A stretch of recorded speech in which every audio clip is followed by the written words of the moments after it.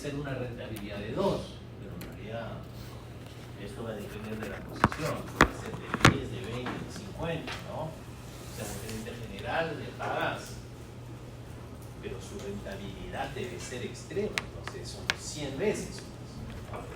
Dejo entender, por eso que la hora hombre cuesta, no solo por lo que cuesta a nivel de paycheck, ¿no? Al final del día, sino que también cuenta por la productividad que tú generas en la organización.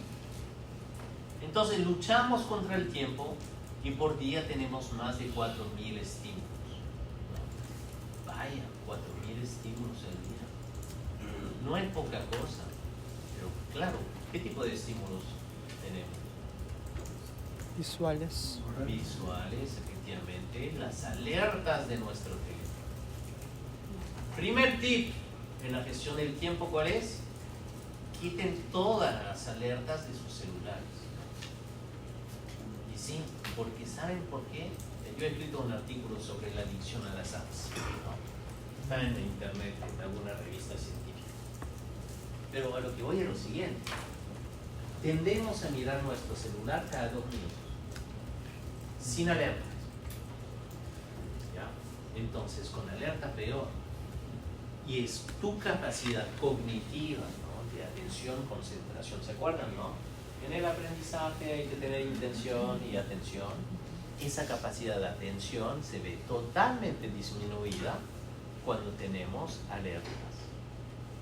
Quítale las alertas de una vez. Ahora.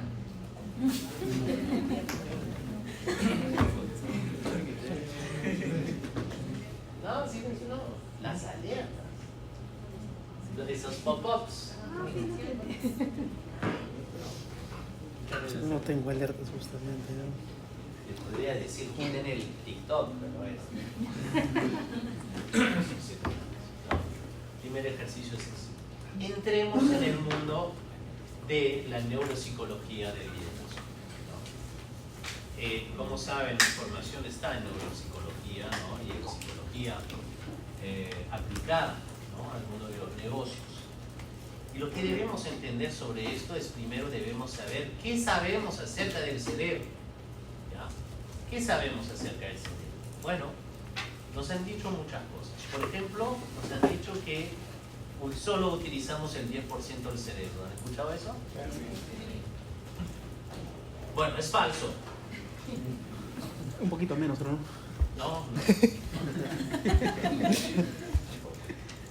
Miren, si este fuese un cerebro, lo voy a dibujar acá. ¿Sí? Utilizar el 10% sería utilizar esta partecita y el resto está apagado. Así no funciona el cerebro. Utilizamos 100% el cerebro todo el tiempo. ¿Sí? Claro, miren, no, yo he visto la película Lucy. ¿Qué pasa si ensuciáramos el 100% el cerebro? Entonces, fíjense en lo siguiente. Debemos entender que en todo momento nuestro cerebro está en un modo, digamos, opera. ¿De acuerdo? ¿Qué significa que usamos solo el 10% del cerebro? En realidad está mal formulado, ¿no? Podríamos generar más conexiones neuronales. Esa es la gran verdad. ¿De acuerdo? Pero como somos flojos, no lo hacemos, pues, ¿no? Así es sencillo, ¿no? Ahora, ¿Albert Einstein tenía un cerebro diferente al nuestro? No. ¿De acuerdo? Era un genio en lo que él sabía hacer. Eso es lo importante. ¿De acuerdo? Tú le preguntabas a Albert Einstein de preparar un ají de gallina y créeme que no. ¿De acuerdo? ¿Qué significa? Significa lo siguiente, que todos tenemos potencial para poder crear nuevas redes neuronales. Pero para poder hacer esto necesitamos también retarnos a hacer cosas diferentes. ¿De acuerdo? Por ejemplo, yo leo constantemente revistas científicas. acuerdo? ¿Y eso reta mi cerebro? Sí. Pero no tanto, porque como lo hago con constancia, ya sé cómo leer un artículo científico, ¿no? Entonces hago un overview, plan, voy a las conclusiones, ¿no? Y demás, rápidamente cuáles son las referencias y se acabó. ¿De acuerdo? Reta el cerebro, poquito, ¿de acuerdo? Pero si tuviese que aprender chino mandarín, por ejemplo, sería diferente, ¿no? Tendría que generar un esfuerzo cognitivo superior. ¿De acuerdo? Entonces, ¿qué sabemos acerca del cerebro? No solo que usamos el 100%, sino que además, ¿no?, podemos seguir aprendiendo en el tiempo. Y para la salud mental, el cerebro tiene que aprender. Tiene que hacer cosas diferentes. Tocar un instrumento, por ejemplo. Pero claro, si siempre tocas el mismo instrumento, es lo mismo. Ya no lo estás esforzando tanto, ¿no? Tienes que aprender nuevas técnicas, ¿no? O componer o demás, ¿no? Si tienes que... Puedes hacer cosas como jardinería, dibujo, pintura y demás. Ayuda justamente a generar estas nuevas conexiones neuronales. ¿De acuerdo? Y cambiar un hábito también, ¿no? Pero vamos a hablar de cambiar un hábito también. Nos han dicho que tenemos predominancia del hemisferio derecho o izquierdo. ¿Has escuchado eso? ¿No? Si eres del derecho, eres más matemático, no sé qué. Si eres del izquierdo, eres más de idiomas, literatura, arte o lo que fuese. ¿Has escuchado eso? O la inversa, nunca me acuerdo cuál es cuál. Pero eso es totalmente falso. ¿También? Y sí. Viví engañado todo el tiempo. También. Y yo sé que me quedan mirando con una cara de... Pero si yo lo he leído. Lo he visto. Sí le he visto. Me lo han enseñado. La Matrix. Profe, si estoy en el TikTok, no me dice que no es así. Ah, bueno, está equivocado. Lo sabía. I'm sorry, está equivocado. Está equivocado. Exacto. A ver, sabemos que existen conexiones neuronales entre los dos hemisferios. Debí traer, a ver si mañana traigo mi electroencefalograma para que veamos un cerebro. En vivo y en directo. Sería cool, ¿no? Sí, por favor. Ah, tienen curso con ese profe. Después de esto, Ya van a poder retar. Sí. Le van a generar lo que se llama disonancia cognitiva. Se va a quedar así. Bueno, fíjense, existe hoy, y sabemos por neurociencia, ¿no?, que, digamos, primero, no tenemos predominancia de un cerebro, de una parte del cerebro u otra. ¿De acuerdo? Y es un peligro pensar eso. ¿Por qué? Porque hasta en algunos colegios usan esa, digamos, ese criterio para decirte, no, es que tu hijo es más del cerebro derecho, entonces mira, no, nunca va a ser un artista y nunca, o viceversa, ¿no? Y las matemáticas, no, tiene que ser más artista, si no, no va a funcionar. Ya, eso es un gran problema porque la gente termina creyéndose. Entonces, como se la termina creyéndose, ¿qué van a hacer? Se predisponen, ¿de acuerdo? Se predisponen a eso. Entonces, que soy malo en matemáticas, mejor no hago matemáticas. ¿Entienden? ¿Okay? Pero se sabe que es un neuromito. ¿De acuerdo? Miren, a mí no me crean, investiguen. Profesor, yo me pregunté, ¿qué hay de los niños cuando se les ve que el niño capta rápido? Incluso en una cita psicológica, a mí una vez me hicieron un juego entre mamá e hijo y nos hicieron unas preguntas. Y mi hijo empezó a responder así, súper así como un adulto, y la psicóloga me dijo, ve señora, su hijo, ¿cómo responde, no? Y me dijo que tenía coeficiente alto. Entonces, ¿cómo sería? Y en el colegio, por ejemplo, responde rapidísimo, tanto así que acaba sus clases y se aburre. y empieza a hacer travesuras y cosas así. ¿Cómo ya se le ve a un niño así? Bueno, primero para medir el coeficiente hay que saber qué coeficiente estamos midiendo, ¿no? En la inteligencia, la tradicional, la cual se solía medir por lo general, tenía que ver con el coeficiente intelectual, ¿no? Que le llamaba. El coeficiente intelectual mide una sola forma de inteligencia, ¿no? Que es la analítica. Hoy sabemos, ¿no?, que existen inteligencias múltiples, ¿no? Ese estudio de Gardner, ¿ya? Y en las inteligencias múltiples existen diferentes temas en los cuales algunos somos buenos y otros no tan buenos, pero podemos fortalecer cada uno de ellos, ¿no? Entonces no hay uno que te va a fijar u otro no, ¿ok? Lo otro es la capacidad verbal y lingüística, ¿de acuerdo? Entonces el desarrollo de tu hijo probablemente venga por ahí, pero si no se le toma un test real y solo es un mecanismo de observación, no se puede concluir que tiene un coeficiente intelectual más elevado que el resto. Hicieron un examen, porque en el colegio le pidieron, y en el examen salía el coeficiente de medio año.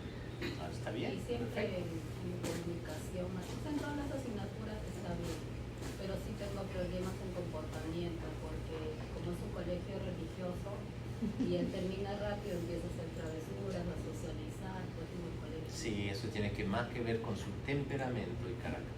Sí. Exacto. Y carácter. Eso, pero no, a ver.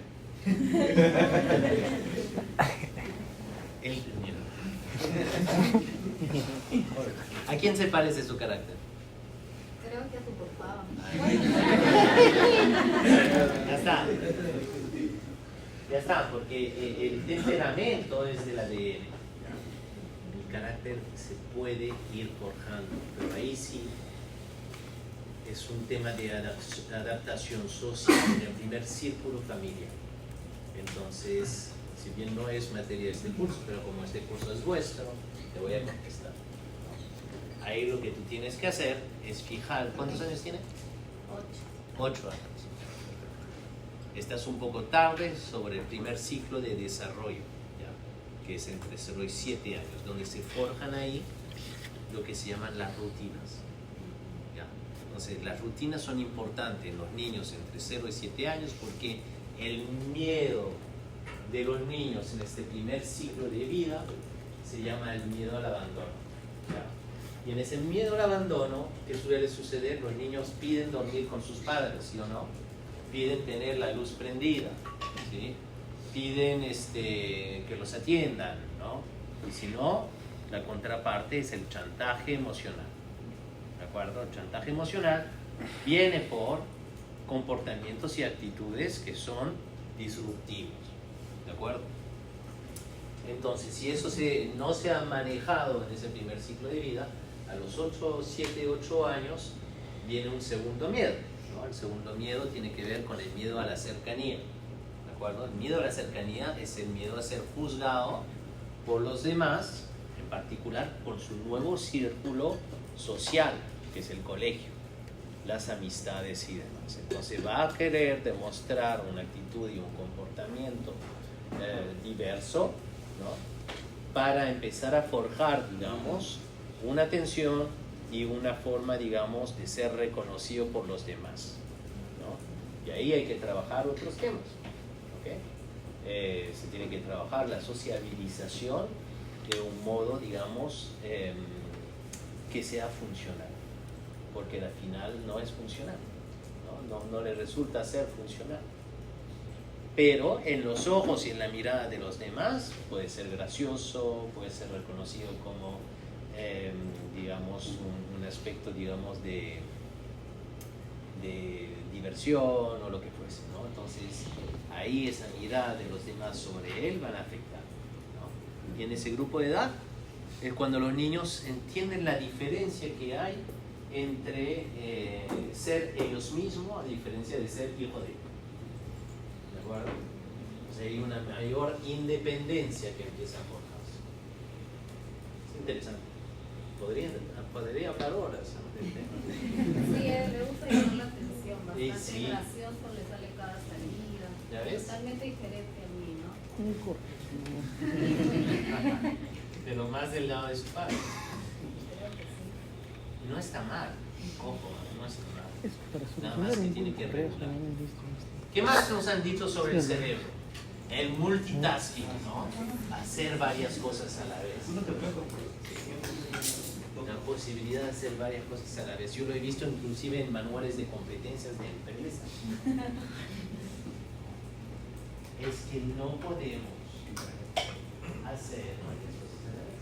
Y fíjense lo siguiente, ¿no? Y me van a decir, no, porque las mujeres sí pueden hacer más que nosotros. ¿Es cierto? Que por la historia la mujer tenía un campo de visión. Bueno, no es tanto así, no es tanto así. Vamos a ver. Claro que puedo caminar y hablar, por ejemplo. Estoy haciendo varias cosas a la vez. Puedo manejar, pasar la palanca de cambio, ¿no? Claro que puedo hacer, ¿qué más puedo hacer a la vez? Puedo masticar chicle y caminar sin caerme, no sé. Por ahí va. Pero cuando se trata de procesos intelectuales, no podemos procesar dos informaciones a la vez. Ejemplo práctico. Piensen en dos cosas a la vez ahora.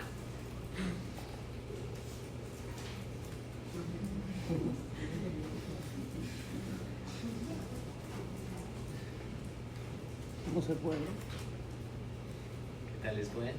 Mal, pésimo. Tiraron la toalla rápido.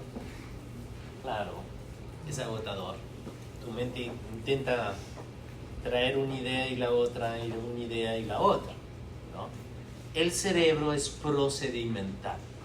Y eso es muy importante desde acá.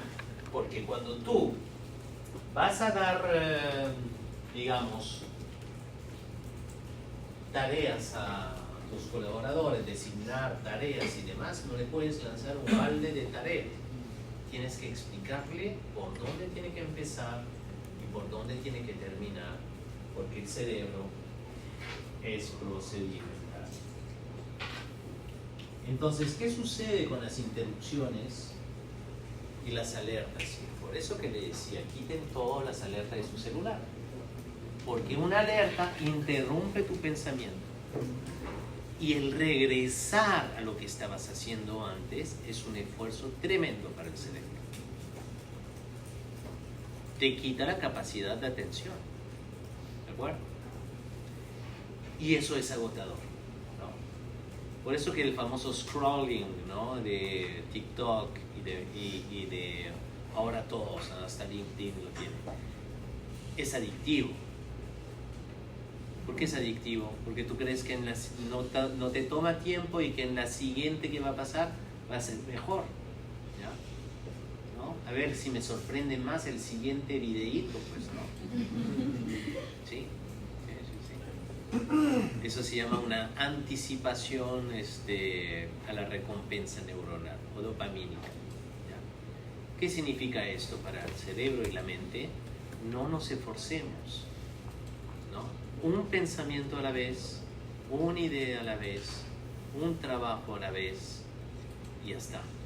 Y vas a ver que vas a ser mucho más productivo. Después veremos un ejemplo. Multitasking, no. El generar un hábito demora 21 días. ¿Me escuchaba? Vas 21 días al gimnasio, el día 22. Ya eres gimnasta. No, es falso. Si hubiese un promedio, ¿no? Para poder generar un hábito, sería más o menos 66 días. Y también podrías nunca lograr ese hábito. Pero también podrías forjar el hábito en 2-3 días. ¿Y qué depende? Voluntad. De la intención y atención. Ah, sí, exacto. De la intención y atención, que se llama motivación. Depende de tu motivación, el motivo por el cual quieres hacer ese cambio, ¿ya? Por eso que los gimnasios se forjan de dinero, porque la gente toma su inscripción con intención, ¿no? Pero no tienen la suficiente motivación. Entonces no van, ¿no? Pero ya pagaron 3 meses, se adelantaron un año, se compraron las zapatillas, ¿no? Todo Premium, el kit. premium de por vida. Sí, exacto, ¿no? Es que necesitas todo para empezar a hacer. No funciona así. Perdón. No funciona así. Muchísimas gracias. El generar un hábito no demora 21 días. ¿Ok? Si no me creen, no me crean, pero investiguen. Mauricio, estás hablando de la motivación. Por ahí también vi que el tema de la motivación es algo que te surge en el momento, como dices, de comprar tus zapatillas, comprar la ropa de marca y a la semana ya diciendo para que pague todo el año. Entonces, también vi que el tema de que no basta la motivación, sino también la disciplina, el tema de trabajo, sobre todo, tienes que saber que tienes que hacer esto, cuando no te guste, pues sabes que tienes que hacer. Ah, sí, tocas un tema interesante. Tocas el tema de que se requiere de disciplina para triunfar. Es falso. ¿Y por qué es falso? Porque el cerebro no entiende de disciplina. ¿De acuerdo? ¿Qué significa esto? Que para el cerebro es un esfuerzo. ¿De acuerdo? Si por ejemplo se siguieran ahorita escribiendo con la mano puesta, No. ¿no? Pero tienen que ser disciplinados y tienen que hacerlo. ¿Cómo se sentiría? Frustrado. Agotado, ¿no? Se llevarían mal conmigo, dirían, este profesor está loco, porque pues no. De la misma manera, la disciplina se va a dar cuando exista una real motivación. A ver, hay que entender alguna cosa, ¿no? ¿Qué es la motivación? ¿No? La motivación no es la ilusión, ¿no? Lo que describía nuestro compañero no tiene que ver con estoy motivado, entonces me compro las cosas y demás, ¿no? Listo. Hay dos cosas principales que nos mueven en la vida. Le tienen que borrar. Dos cosas que nos mueven. ¿Cuáles son? El dolor y la recompensa. El placer y el dolor. Por ahí va, por ahí va.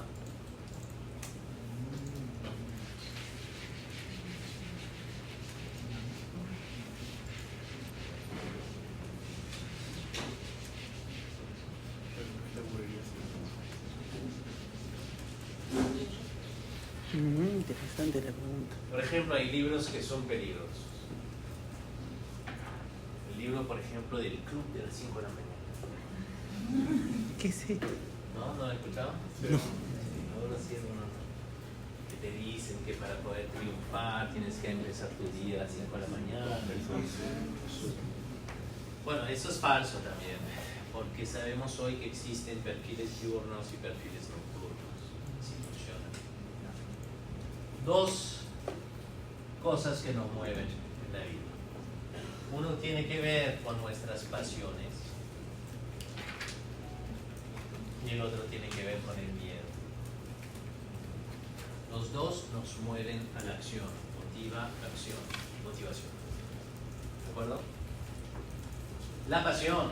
¿Quién no ha hecho alguna locura para alguien que ama? Pues? ¿Sí? Por ahí va, ¿no? O algo que te apasione, no sé, pues. Algunos será pintar, dibujar, no sé, escribir poemas, whatever it is, ¿no? Entonces, dos cosas que nos mueven, o la pasión o el miedo. Lo que pasa es que muchas veces vivimos en sueños de otros, ¿no? Entonces, como todo el mundo pues, quiere ser fit para el verano, entonces me inscribo en el gimnasio. Pues. Pero realmente estoy yo motivado o no. Estoy siguiendo el patrón de conducta de los demás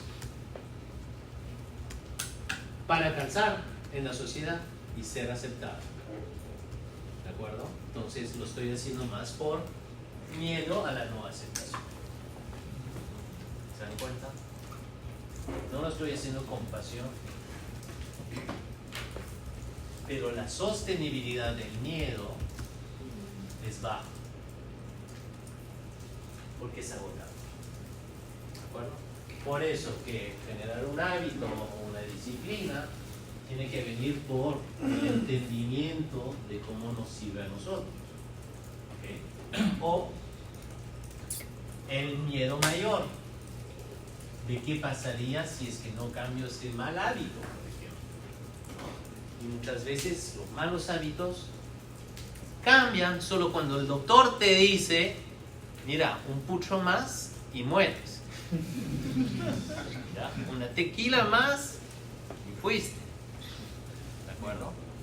Entonces, ¿a qué voy? Con ese miedo ya no te queda de otra y empiezas a valorar lo que perderías.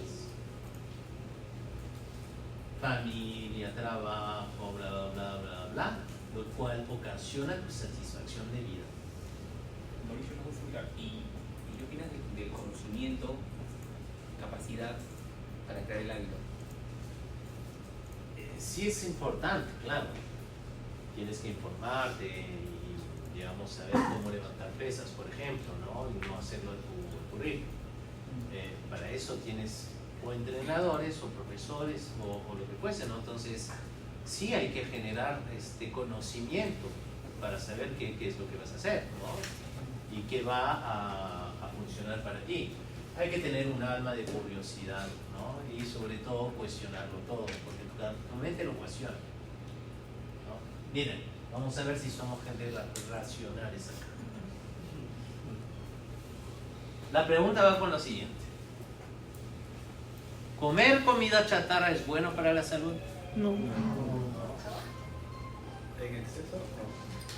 Ah, ya va mitigando. No es bueno para la salud. ¿De acuerdo? Sin embargo, ahí te veo con tu pan con chicharrón. El domingo por la mañana con su apartado con huevo y... Entonces, somos racionales. ¿Tener una vida sedentaria saludable? No. No. Pero ahí estás viendo tu programa de Netflix y otro episodio más. ¿Dormir por pocas horas es saludable? No. Pero ahí dejaste tu trabajo hasta el último día de estudio y te la pasas la noche en blanco. ¿No? Somos racionales. De los mamíferos somos los únicos que atrasamos el sueño o la comida, o que comemos en exceso. Fíjense, ¿no? Bien, se requiere disciplina para triunfar. Profesor, Falsos en el se habló de dos perfiles, el perfil diurno y el perfil nocturno. Eso Sí. lleva a las personas que les gusta trabajar más de día o más de noche. Sí.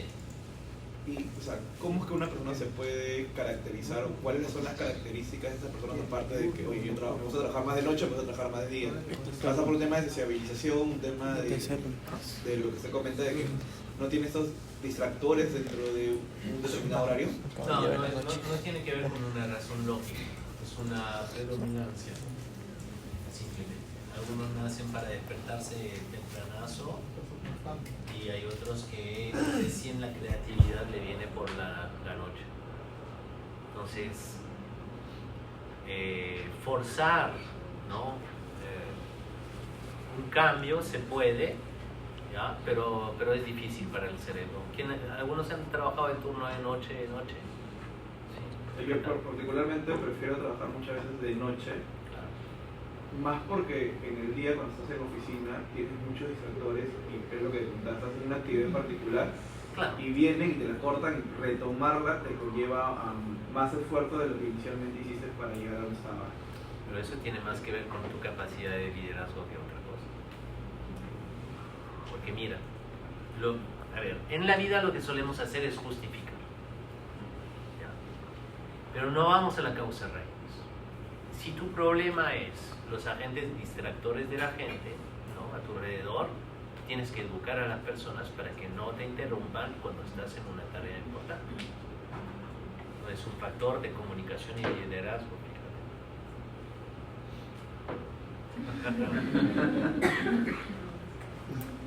Tu signo del zodiaco. I'm so sorry. Estoy destruyendo muchos paradigmas a la vez. ¿No? Y sé que es duro para algunos, pero el signo del zodiaco no predetermina absolutamente nada en tu vida. ¿Ya? Y se lo explico de varias maneras, ¿no? Lo primero es, ¿no? Yo he escuchado, ¿no? Es que yo soy capricorniana, entonces así me comporto.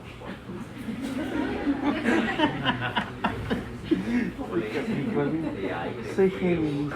Claro, ¿no? Y tu luna en no sé dónde y no sé cómo. Cuídate de aquel o aquella que te pregunta, ¿y a qué hora naciste? Haces tu carta astral. No. Hay tantos estudios sobre la astrología que demuestran que no tiene absolutamente nada que ver. Y cuando tú te preguntas, oye, ¿qué han estudiado los astrólogos, ¿no? Para determinar esto? ¿No? Nada. ¿No? Y habrán cursos, ¿ah? Pero ¿quiénes son los profesores de estos cursos? Ante la pregunta, cuestiónalo todo, ¿ya? Cuestiónalo todo. Pero sobre todo cuestiónate ¿qué crees? Pues no. Porque no es más que una creencia. Y si no me creen, pueden buscar Netflix.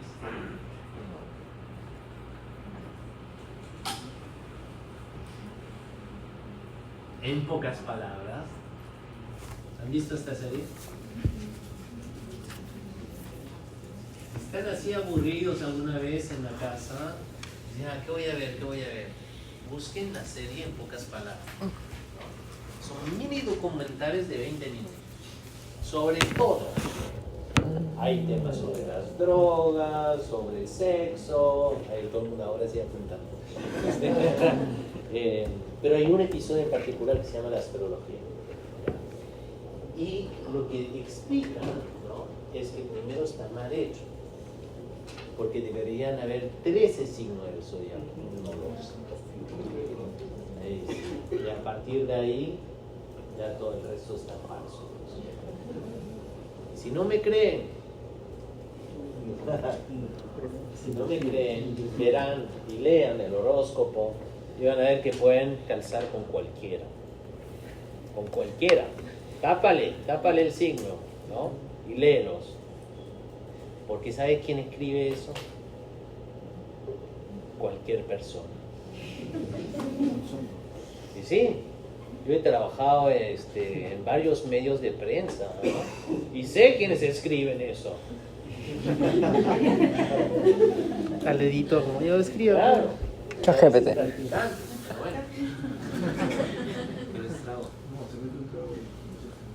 Exacto, exactamente. Cópiate lo que hice yo y Si descansé. quieran, pero cuidado con esto porque a veces puede generar, digamos, anticuerpos innecesarios, ¿no? O forzar una cercanía y demás, ¿ya? En particular en las relaciones personales. Siguiente, la edad y el aprendizaje. Bueno, hasta cierta edad ya la gente no cambia, nos han dicho. Es falso. Existe lo que se llama la neuroplasticidad. ¿Han escuchado de eso? La neuroplasticidad es la capacidad, ¿no?, de poder generar nuevas conexiones neuronales en nuestro cerebro. Y eso nos invita justamente a poder seguir aprendiendo por el resto de nuestra vida, ¿ya? Entonces, si bien puede haber una degeneración de neuronas, si tú te mantienes activos en aprendizaje, vas a tener una mente mucho más sana. No dejen de aprender. No solo materias, cosas de la vida que te pueden importar, ¿no? Pero aléjate de la investigación googleana. Porque ahí cualquiera escribe, pues, ¿no? Entonces, ándate a fuentes de investigaciones reales cuando quieres aprender algo y va a ser muy importante a lo largo de su maestría, porque recuerden que tienen que hacer una tesis, ¿no? Al final. Entonces, empiezan a buscar en Scopus, en base de datos científicas y demás, ¿ok? Eso es investigar. El resto no, el resto es buscar cosas, ¿no? Y cuidado con ChatGPT, que muchas veces comete muchos errores, ¿no? Yo lo veo. Desaprender para volver a aprender. ¿Han escuchado eso? Sí. Bueno, es falso. El cerebro no desaprende, sino que crea nuevas conexiones neuronales. Se lo voy a explicar de esta manera. Un alcohólico que deja de tomar, ¿deja de ser alcohólico? No. No. ¿Y por qué? ¿Se han preguntado por qué? Porque las conexiones neuronales, ¿no? A la hora de tomar un trago, se vuelven a conectar. ¿De acuerdo? Entonces no desaprende el cerebro de las conexiones neuronales. Pero lo que pasa es que en el cambio, el proceso de cambio, les voy a dibujar lo que es una neurona para que me entiendan. Mi casita. Bueno, una neurona, ¿no? Una vaina así,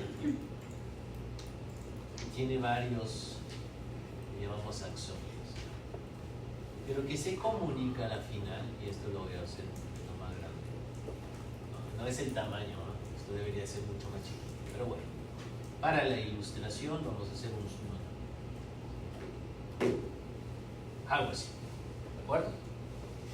Ese es el axón, y acá tienes la punta de partida. Se comunica con otra neurona. No se tocan cuando se comunican, sino que transfieren, ¿no? A través de neurotransmisores información, ¿no? Y esa transferencia se hace de manera, son proteínas, ¿no?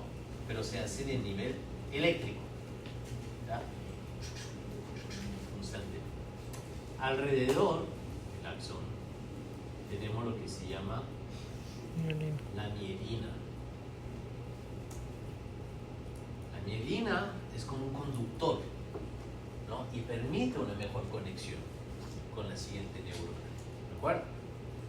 Entonces, un cerebro sano tiene que preocuparse por la mielina. ¿Ya?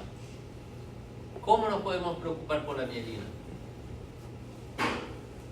Dejando de comer comida chatarra. Ciertamente. Destruye esto, lo deshidrata. ¿Ya? Comiendo omega 3. ¿Han escuchado omega 3? Pescado, pero por supuesto por encima pescado oscuro. Una parte menos. Exacto, el atún, salmón, yo qué sé, ¿no? Todo esos, o la trucha, por ejemplo, generan mayor fuente de omega 3. Pero también, y eso se los doy como dato también para su aprendizaje, ¿no? Porque la transferencia entre una neurona y otra es aprendizaje para el cerebro. ¿Okay? Frutos secos.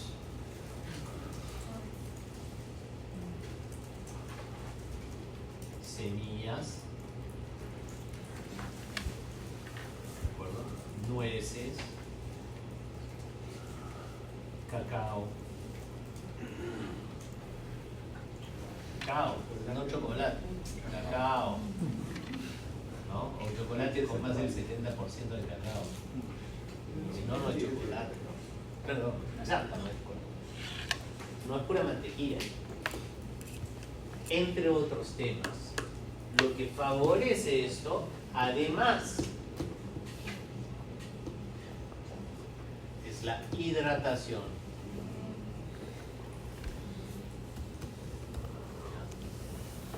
La hidratación. Entonces, tomen mucha agua siempre. A mí siempre me van a ver tomando como 2 litros de agua durante la clase. Pero ¿a qué voy con esto? ¿Qué pasa cuando tienes una resaca? Ah, deshidratado. Deshidratado. Estás deshidratado al máximo, ¿no? ¿Y qué tienes que tomar ahí? Cerveza, digo agua, ¿no? Que cura la cabeza. Que cura la cabeza. Un rehidratante, ¿ya? No solo el agua, porque no tiene suficiente en su momento. ¿Qué te recomiendan? El electrolyte, el Gatorade y demás. ¿Por qué? ¿Qué contiene? Electrolitos. Electrolitos. Entonces, ¿por qué los electrolitos? Porque van a favorecer ¿Qué hay que mejores hacer? conexiones Curar cabeza. en tus neuronas. ¿Entienden ahora? Ahora sí les sirve, ¿no? Ay, ahora sí. Ahora sí. Bien, otro. La crítica constructiva. Bueno, I'm so sorry, para el cerebro la crítica constructiva es una crítica. No entiende esa partecita constructiva. Entonces acá lo que hay que hacer es ser muy asertivo en cómo decimos las cosas. ¿Okay? Importante. Los 3 primeros segundos son claves en una entrevista laboral. ¿Han escuchado eso? Sí. Es falso. Es falso. El cerebro adapta cuando hay un interés y demás. No se queda en la primera impresión. ¿Ya? O si no, ¿cuántos amigos tienen ustedes que la primera vez que lo vieron dijeron no hay idea? ¿De acuerdo? Tu lenguaje corporal es el 75% de lo que transmites. ¿No has escuchado eso? También. Es falso.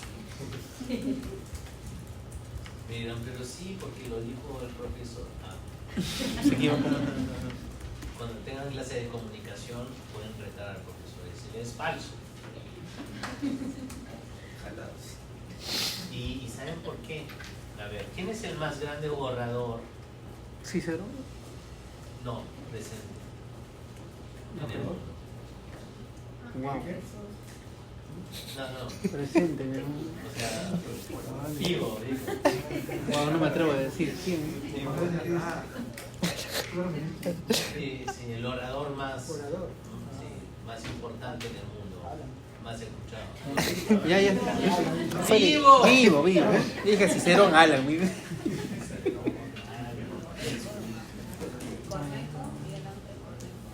Murió, mira. Todos son muertos. No, es el Papa. Ahora, háblenme de su lenguaje corporal. Está bien, tranquilo. Está sentado, ¿no? Lo más importante en un discurso y demás es el contenido del discurso. ¿Ya? Muchos van a querer decirte que para ser un buen orador tienes que ser extrovertido. Y eso es totalmente falso. ¿Ya? No luchen con eso porque si no eres extrovertido te vas a frustrar, ¿no? Y te van a contar cuentos como que tienes que poner las manos así. Sé tú. El mejor libro de oratoria es el de Chris Anderson de las charlas TED. ¿Ya? Y él te explica todo esto. Te dice si eres profesor, sé profesor. Si eres clown, sé clown. Si eres mecánico, sé mecánico. O sea, no te inventes algo que no eres, no te esfuerces a ser quien no eres, ¿no? Pero sí comunica. Otro ejemplo, ¿no? Stephen Hawking, ¿se acuerdan de él? El de la sillita, pues. Estaba en la silla de ruedas. Claro que está así. Claro. ¿Cómo era su lenguaje corporal? No había, no tenía el otro. No había. No tenía. Morse, era Morse. Aún así era gracioso, comunicaba y sus charlas se llenaban, pues. Inteligente. Bueno, veamos un tema de la multitarea para que me puedan entender. Pero para esto necesito cerrar las ventanas. Eso también pasa mucho en el derecho porque piensan que ser un buen abogado es hablar mucho, y se esfuerzan demasiado, ¿no? Pronunciar muy bien las palabras. Es importante, ¿no? Pero en realidad lo más importante es el contenido, pues la apreciación de lo que estás planteando, ¿no? Porque lo demás pues es pirotecnia jurídica. ¿Quieres saber qué incluye el chequeo preventivo De mucho vial? también a veces el propio juez. El propio receptor. Hay temas en jueces que no son una mierda. Ese detalle, pues. Pero por lo general acá te va a ir mejor con argumentos concretos. Porque después cierto conocimiento de derecho tiene, ciertamente. Claro. Es más fácil entender un argumento. Claro. Y no enfocarse tanto en que me voy a parar, así, así. Es mejor estudio bien argumentos y trato de... Por ejemplo, si está aprendiendo vocablos y al mismo tiempo escucha música, entonces en realidad tenemos que concentrarnos en aprender los Clase. Primero tengo... ¿Has visto los Segundito, que de te digo, PV? ¿Has pero visto no sus? sé. Y vida de Fito Páez, todo chévere. Son chéveres. Ya. Wait for it.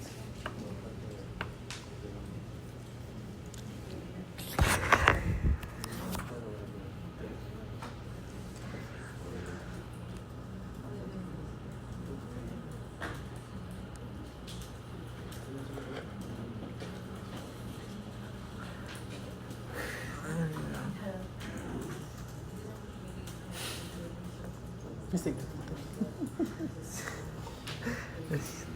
me gustan mucho los perritos. ¿Los perritos te gustan más? Mi perrito rescatado. ¿De dónde te has descartado? Por mi casa lo encontré. ¿Cuánto tiempo? Lo vi casi ya no lo vi. No sé cómo también. Ya no Ya saben. Fotos que no me atreví a hacer en la universidad. ¿Cómo que? No me atreví a hacer en la universidad. Y ahora acá no hay sanción. Ahora sí. Vamos para acá. No es función P, ¿no? Las fotos que no me atreví a hacer en el bachiller. ¿Cómo sería? En el pregrado. En el pregrado. En el pregrado. FP, ¿no?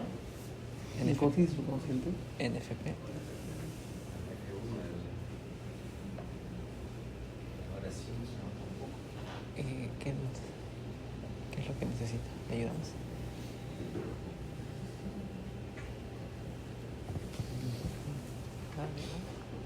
¿Me ayudamos?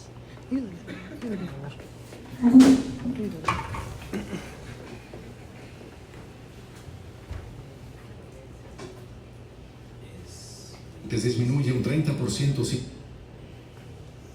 hay un botoncito que debe tener dos cuadritos.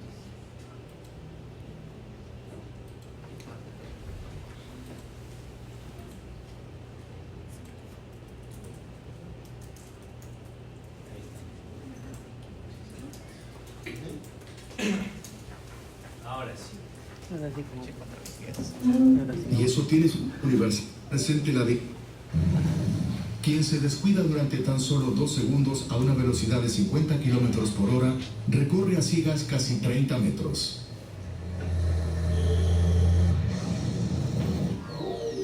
Aquí también está presente la distracción provocada por la comunicación digital paralela.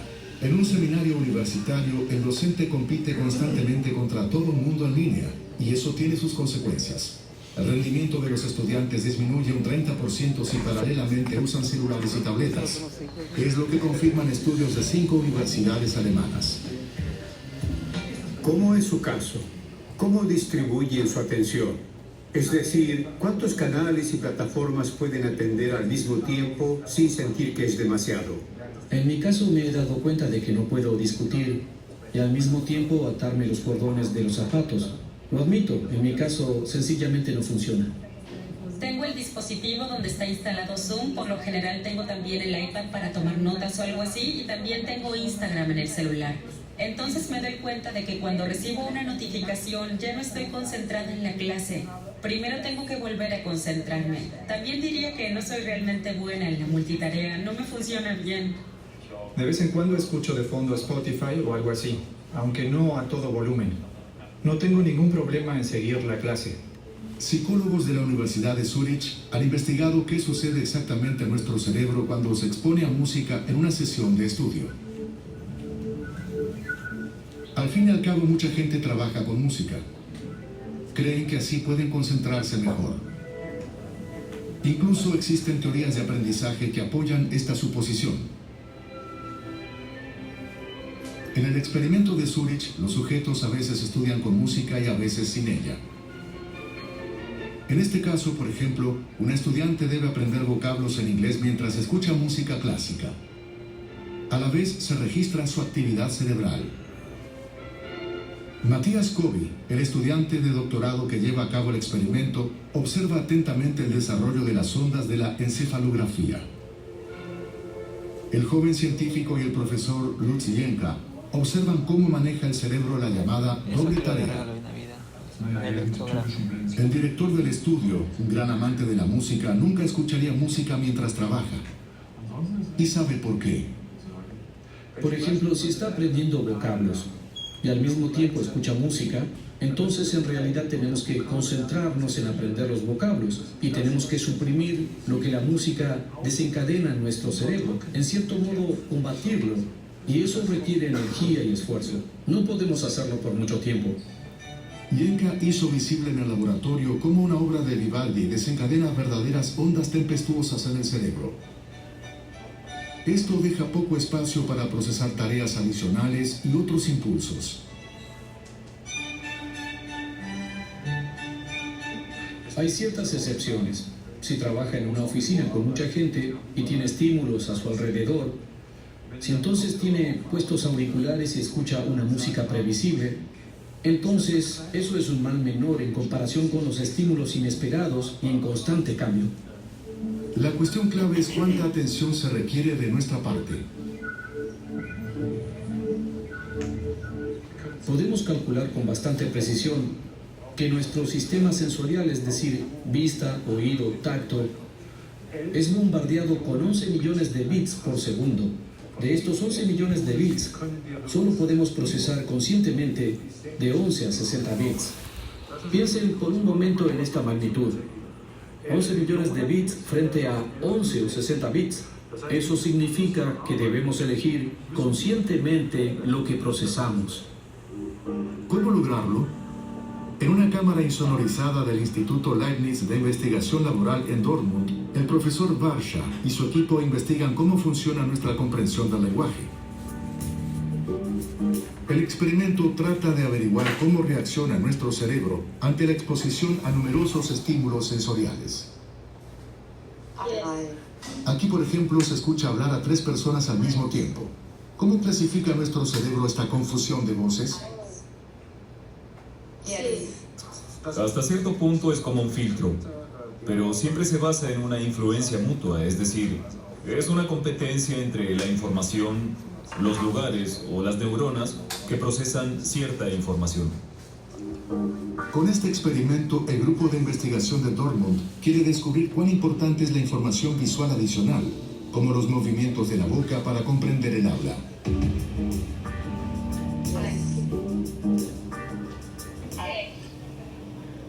La investigación de este tipo de procesos de atención es cada vez más relevante, especialmente para el ámbito laboral. Sin duda, debido a las nuevas tecnologías, también debido a la digitalización, en muchas situaciones tenemos que procesar mucha más información que antes, o muchos más trabajos están relacionados con el procesamiento de información. Esta demanda no puede compararse a la que teníamos hace 20 o 30 años. En las ofertas de empleo a menudo se buscan expresamente empleados con habilidades multitarea. ¿A quién se refieren con esto? ¿A alguien que hace en paralelo tantas cosas como sea posible y reacciona con confianza a las interrupciones?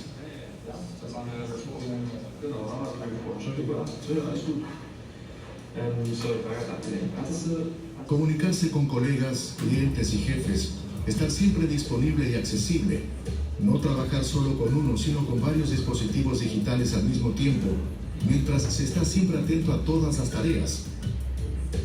Este es el ideal generalizado del empleado eficiente. Sin embargo, el fenómeno de la multitarea no solo lo encontramos en la oficina, sino también en las áreas de producción de las empresas. La transformación del mundo laboral también ha cambiado la investigación laboral. Mientras que en el pasado se analizaba más bien el estrés físico, hoy se centra en el desgaste mental. ¿Cómo reacciona el cerebro cuando, por ejemplo, debe procesar información y al mismo tiempo ejecutar tareas con el cuerpo? En este experimento, el sujeto de estudio debe sortear obstáculos sin perder el equilibrio sobre un suelo inestable. Un desafío mental y al mismo tiempo físico. El laboratorio de movilidad motriz de última generación permite realizar pruebas en las que incluso pueden simularse de forma segura situaciones extremas. Ir en barca está relacionado con la coordinación del cuerpo, la estabilidad y la planificación de los movimientos. La próxima prueba también requiere máxima concentración. Ahora el sujeto de estudio debe cruzar un puente colgante. Lo que se simula en un entorno virtual proporciona información importante para el diseño de nuestro mundo laboral. Solo piense en un techador o en otros contextos, como por ejemplo la logística, donde los trabajadores procesan diferentes informaciones, pero al mismo tiempo están en movimiento. Cada vez se utilizan más las lentes de datos en determinados contextos industriales, donde la información se presenta directamente en las lentes. Ocurre en todas partes y es una situación de la que aún no sabemos lo suficiente como para garantizar realmente que sea segura. La interfaz entre personas y tecnología es cada vez más importante en los lugares de trabajo modernos. Lo que se denomina neuroergonomía cognitiva, un campo de investigación aún joven, analiza las nuevas cargas mentales en el trabajo. ¿Cómo lidiamos con esta gran cantidad de desafíos? ¿Qué ganamos al trabajar en varias cosas al mismo tiempo? ¿Somos entonces realmente más rápidos y efectivos? ¿O es por el contrario contraproducente?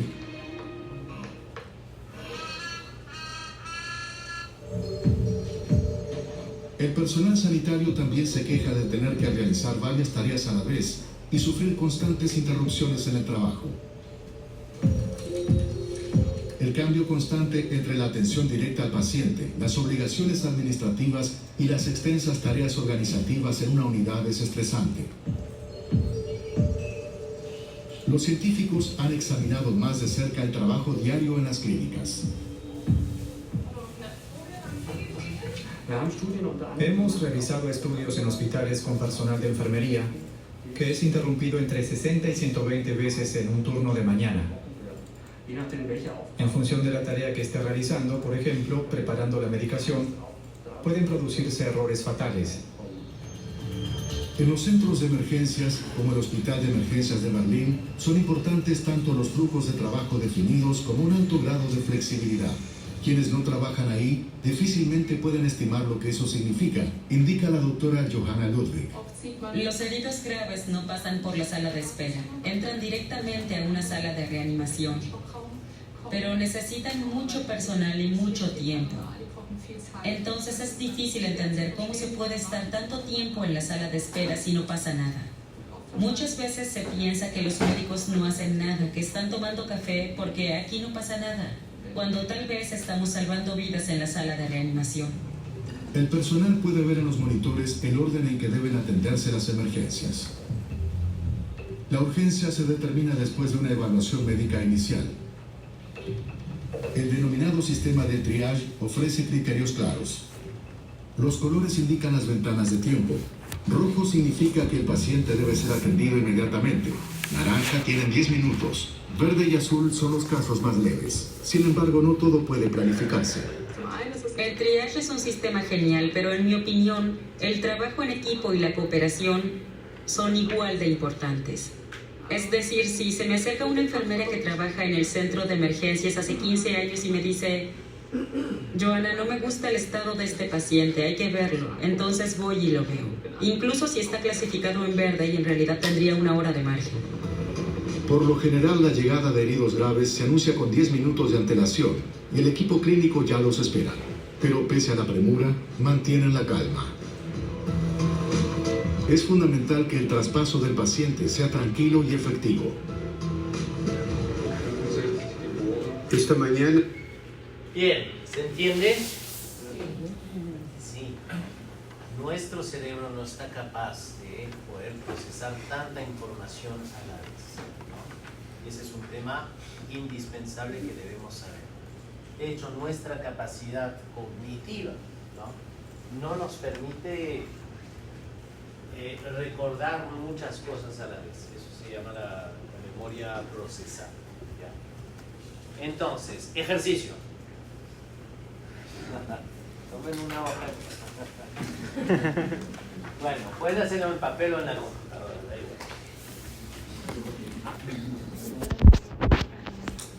En Word, en Excel, en su papel, en donde fuese, el ejercicio es el siguiente. Escriban toda la lista de pendientes que tienen por hacer. Todo, pendientes no solo laborales, sino pendientes de la vida. No sé, tengo que ir al dentista, tengo que visitar a mi abuela, yo qué sé, ¿no? Hagan una lista completita de todo lo que tienen que hacer. Todos los pendientes, tengo que revisar mis cuentas, ¿no? Tengo que comprar el regalo de cumpleaños del amigo. No lo piensen, ¿eh? Lo primero que se le venga a la mente es, pónganlo, todo.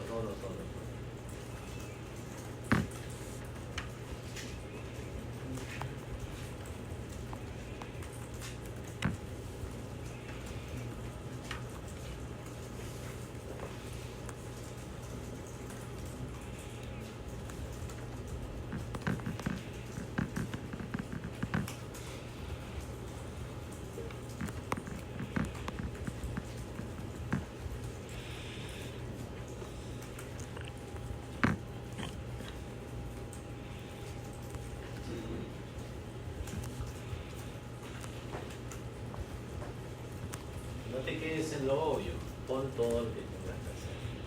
Vas a entrar, vas a borrar.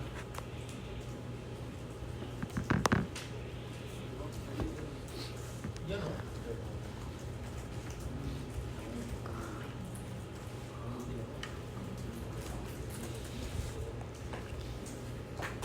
Si quieres, dale.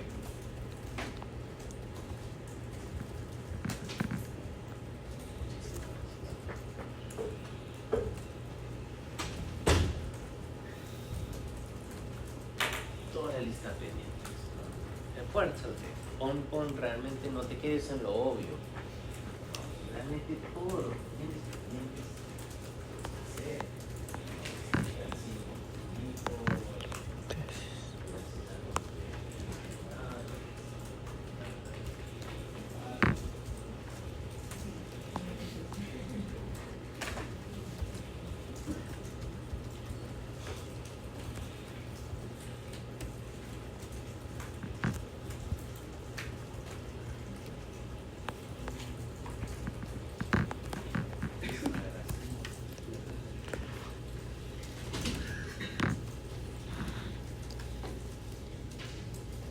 Temas de chamba, de la presentación, temas del estudio, todos los ámbitos de tu vida.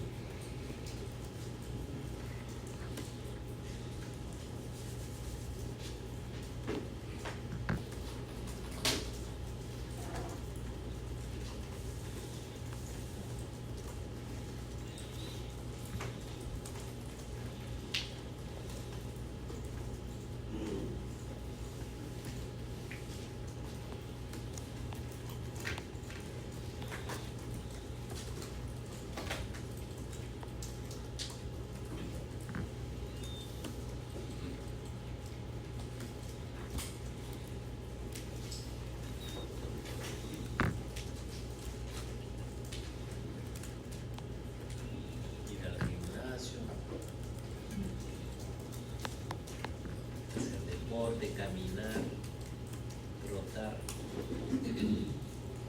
cocinar,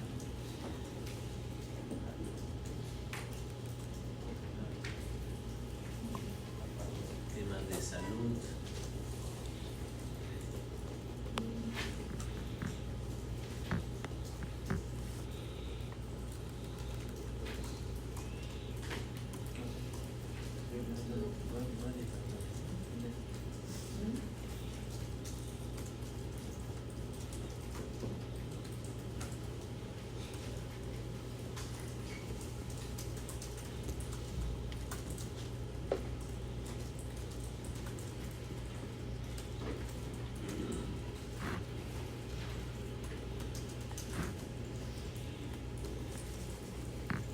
un minuto más, fuerza.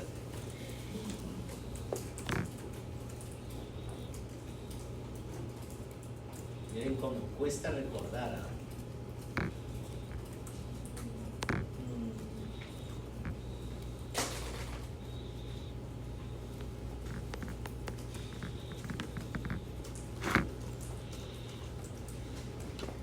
La memoria ejecutiva se llama.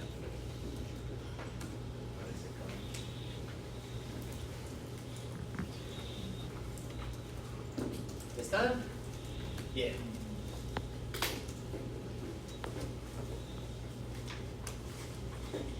Este es tu cerebro. ¿Ya? Y todo lo que acabas de escribir es lo que se llama pensamiento ruminativo. ¿Ya? Es decir, constante. Está dando vuelta. De vez en cuando te acuerdas de tal cosa, de vez en cuando te acuerdas de la otra cosa. Se me olvidó, ¿no? Y habría apagado el gas antes de irme de la casa. Ahora todos preocupados.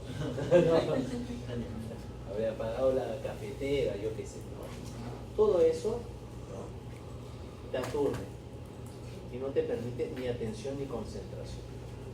Entonces lo que acabamos de hacer es un download.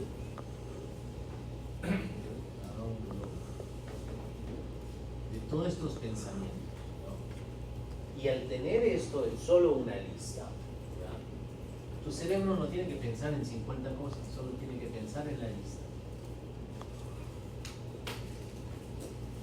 Tu lista de to-dos, de cosas por hacer, ¿de acuerdo? Entonces desde ya eso les deja con mayor paz y tranquilidad, ¿no? No sienten como que ya hay como un alivio, ¿no? De ya no tengo que pensar en todas estas cosas porque están en un solo lugar. Entonces tu mente solo tiene que pensar en un solo lugar, en la lista de tu, ¿ya? Entonces eso es muy importante. Lo segundo es lo siguiente. Este eres tú, ¿ya?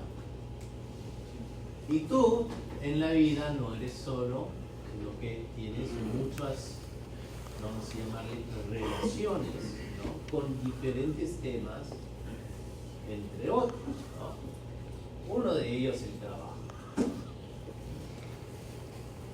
otro sería la familia, ¿no?, tus amistades, ¿sí?, tu salud, el dinero. Otro podría ser tu pareja, por ejemplo, ¿no?, o no pareja. Y así un sinfín, digamos, de elementos que te componen, ¿no? Pero en estos elementos que te componen existe lo que se llama la relación que tenemos con las cosas, ¿no? Entonces tenemos relación con cada uno de los eventos acá. Acá podría poner entretenimiento. También es saludable. Y la pregunta es: ¿qué tanta confianza existe en tu relación con esto? ¿Qué es lo más importante para ti? Relaciones de confianza. ¿Qué es lo más importante para ti y dónde estás dedicando tu tiempo? ¿Ya? Entonces, lo más importante para ti es tu familia, dices, eso es lo más importante. ¿Cuánto tiempo estás pasando con la familia? La pregunta es cierta. Lo segundo es, sí, no, aquí mi trabajo es mi prioridad número 1. Bueno, pongámosle 2, ¿no? ¿Qué tanto te estás aplicando en el trabajo y no solo teniendo una relación transaccional con él? Es decir, hago lo que me piden para que me paguen. Eso sería la relación transaccional. La búsqueda es que la relación nunca sea transaccional, ¿no? Sea de, ay, ya lo borré, pero más de pasión, ¿no? Que de miedo. ¿De acuerdo? Y así sucesivamente. Entonces la pregunta a hacernos sobre esto es, ¿a qué le estoy dedicando mi tiempo? Y la calidad de mi tiempo, sobre todo. Porque si estás con la familia, pero chequeando tus mails del trabajo, ¿no? O si estás con tu pareja y solo revisando temas de trabajo, tampoco, o solo hablando del trabajo con la pareja. Pasa. ¿No? Si estás dejando de lado tu tema de salud, porque dices, no, que en otro momento, ¿no? Y bueno, ¿y qué pasa si no hay salud? No hay nada, pues, no, absolutamente nada, ¿de acuerdo? Relación con el dinero. Esta parte es interesante. En la relación o existe confianza o existe desconfianza. No hay relación sin confianza. Así es sencillo. Entonces, ¿qué tanto confías en tu capacidad de atraer dinero, de ahorrar o de no retener dinero, ¿no? O que se te escape, ¿no? O de despilfarrar cuando tienes plata? Se va a venir de acá también solucionar esta relación. ¿De acuerdo? Solucionar la relación con el entretenimiento. ¿Salgo para divertirme o termino emborrachándome sin control? ¿No? ¿Qué tanto control tengo sobre cómo estoy yo organizando? Y eso tiene que ver con el cumplimiento del futuro lista. ¿De acuerdo? De todos los pendientes que has puesto ahí. También tengan esta lista porque no sé si más tarde o mañana vamos a trabajar sobre ello. Sobre todo ellos, todos los pendientes que pusiste. ¿Cuánto tienen más de 10 pendientes? Todos. Más de 20. Quedan unos cuantos, ¿no? Más de 30. ¿No? Entonces imagínate para tu cerebro constantemente traer 30 cosas a la mente, ¿no? Y eso también te va a interrumpir, porque tu capacidad de atención, ¿no? Y concentración se ve no solo movido por los agentes externos, sino que también por los agentes internos. No, y duele la cabeza. Yo a veces termino con dolor de cabeza. Pero por supuesto, claro. Dejo el trabajo y hay un poco de calma, salgo a respirar. Exacto. Estoy acá y acá. Más pensando en los hijos, más pensando en el Todo colegio. El ayudarse, ¿no? En poder gestionar nuestro tiempo es gestionar nuestra energía. ¿De acuerdo? Entonces tiene un efecto directo, ¿no? Y el entendernos mejor pasa por todo lo que les anunciaba, ¿no? El comprender el comportamiento humano nos puede traer sorpresa. ¿Actuamos realmente como deberíamos actuar? ¿Somos tan racionales como pensamos? ¿Hemos trabajado en darnos cuenta de las cosas que realmente nos gustan o no nos gustan? No con base a nuestras pasiones, sino por reactividad. Veamos este video.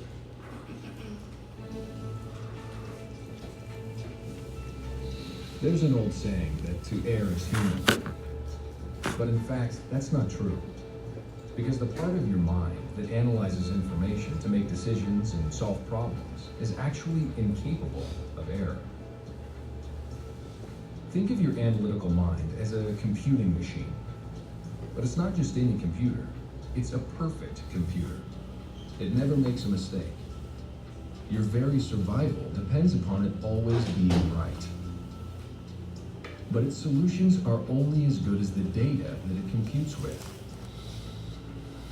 When the reactive mind enters hidden, irrational information into your calculations, you compute or react in an irrational or aberrated manner. The word aberration means a departure from rational thought or behavior. Basically, it means to err, to make mistakes.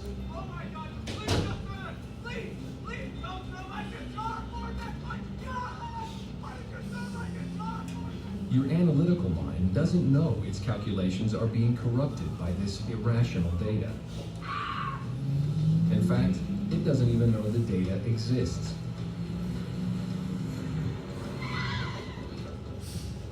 That's because during those moments in your life that contain some degree of pain, your analytical mind shuts down in an effort to protect itself, like any sensitive machine would.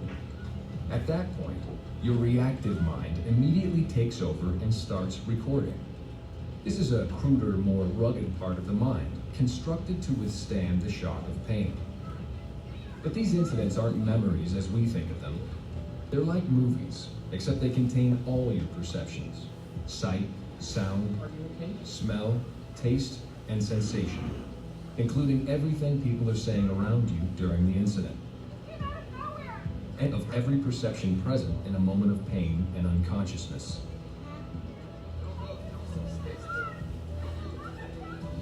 The pain can be physical pain, like when you're injured, or emotional pain, like the shock you get when you experience a loss. The unconsciousness could be total, such as when you're knocked out from an accident, or when you have anesthesia. Or it could be times when your awareness is dulled, such as when you're sick, injured, or when your body is poisoned, such as with alcohol or drugs. Now let's take another look at the example of getting sick from eating tainted food. When you later find yourself in a situation that is in some way similar, your reactive mind tries to get you to avoid the same painful thing from happening to you again. But it does so in a very crude and irrational way. That's because your reactive mind doesn't think the same way your analytical mind does. Your analytical mind thinks rationally. It compares things and sees the differences between them. For example, if you were asked to organize these blocks by shape and color, your analytical mind would have no problem. That's because it sees the differences between them. It thinks in differences. This is analytical thought. Now, you know analytically that an egg you eat today is obviously not the same exact egg that made you sick when you ate it 3 years ago. That's rational thinking. But the reactive mind is so crude it can't differentiate between things. If asked to organize these blocks, it would think every block is identical to every other block. It thinks anything is equal to anything else. This is called reactive thought. To the reactive mind, if a bad egg once made you very ill, all eggs you eat after that will also make you ill. This is because to the reactive mind, they're all identical. It can't tell the difference between the two eggs, or between now and then. But this goes even further. For instance, let's say someone was playing the tuba while you were sick from eating an egg. To your reactive mind, every egg is identified with every other egg, and all eggs are identified with the feeling of being sick to your stomach. And feeling sick to your stomach is identified with the sound of a tuba. So later in life, if you hear a tuba playing, you could start to feel nauseous. Your analytical mind will rationalize that you feel sick for some other reason. This is called justified thought, the excuses you make to explain irrational behavior. But in fact, your reactive mind, acting below your level of awareness, and to stupidly warn you to stay away from that tuba, because it's identified tubas with getting sick to your stomach. Anything equals anything equals anything, or A equals A equals A for short.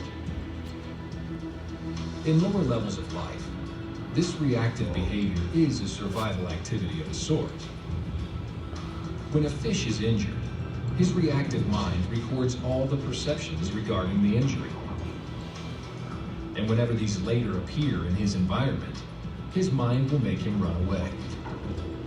But in a human being, this survival mechanism has long outlived its usefulness, but it's still there. What if it's not merely an egg that you're being irrationally warned against? What if it's someone you know? Or something you do? Or something you want to achieve? Your reactive mind operates solely on a stimulus-response basis. It's attempting to aid your survival, but its wild errors are actually just suppressing your efforts to survive.